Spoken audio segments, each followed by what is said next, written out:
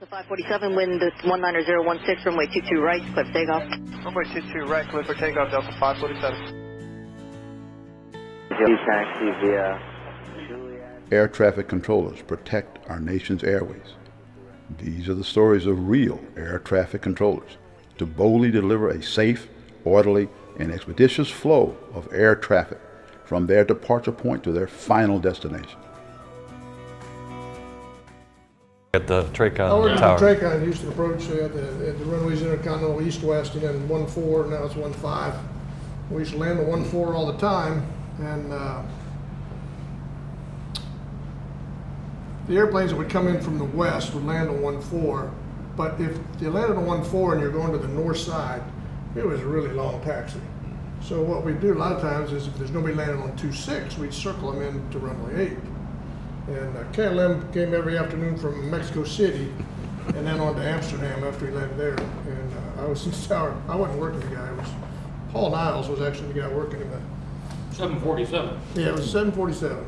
Very agile. And he comes in for 1-4, and he's lined up. It's a beautiful day out. He's lined up for 1-4, and KLM asked Paul for runway 8. He goes, "You want it?" And he asked for this way outside the marker, so it wasn't like he was in close. And he said, "Yeah, it'll work. You know, circle runway 8, land runway 8." And of course, it was right at shift change. It was about 1:30 afternoon or something like that, and I was just about to leave the tower, and one of the other controllers, Fern Johnson, plugs into local to relieve Paul. Paul's giving the brief. He says, "KLM there is going to runway 8." And he goes, "That KLM?" Which is now on about a 2-mile final for 1-4. Still lined up on 1-4.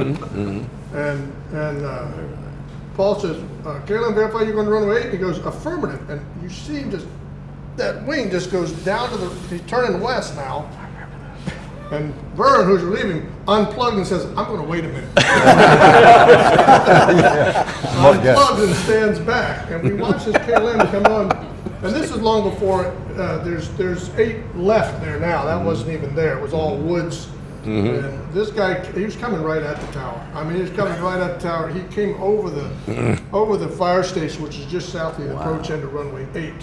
It's like that. And I mean, you see this big 7-4 with his belly up to you coming up. He overshot the runway. He comes back, goes back, overshoots this way, comes back this way. The outboard engine hits the runway, and it catches. I mean, there's planes coming. He lands and stuff.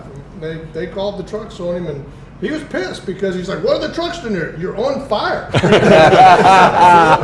So that was basically all there was to that story. It was just like, why would the 7-4 do?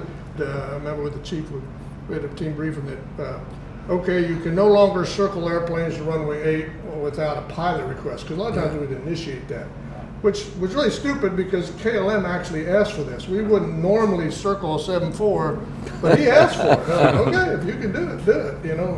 And unfortunately, the controller that was working kind of wasn't paying attention and never mentioned it beforehand. And so that was that story. We had Air France land on 1-4 right one time, which was only 6,000 feet long.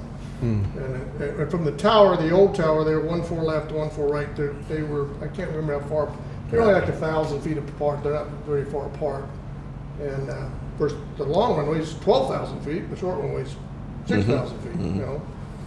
And of course, when you're in the tower looking at at the airplane on final, especially a 7-4, it was Air France 7-4. You can't really judge the distance. It's like, and I remember, is he lined up for the right or the left? You know. And about the time they figured out that you're lined up for the right, he says go around, and he said we're committed, and he landed on the 1-4 right. So we had a lot of issues with that. And then nowadays they don't even land on that runway. It's strictly a dedicated departure runway. KLM sat out there for probably a couple of months before they replaced an engine and stuff. And the story I heard was all 3 of the crew up there that were they were sent back to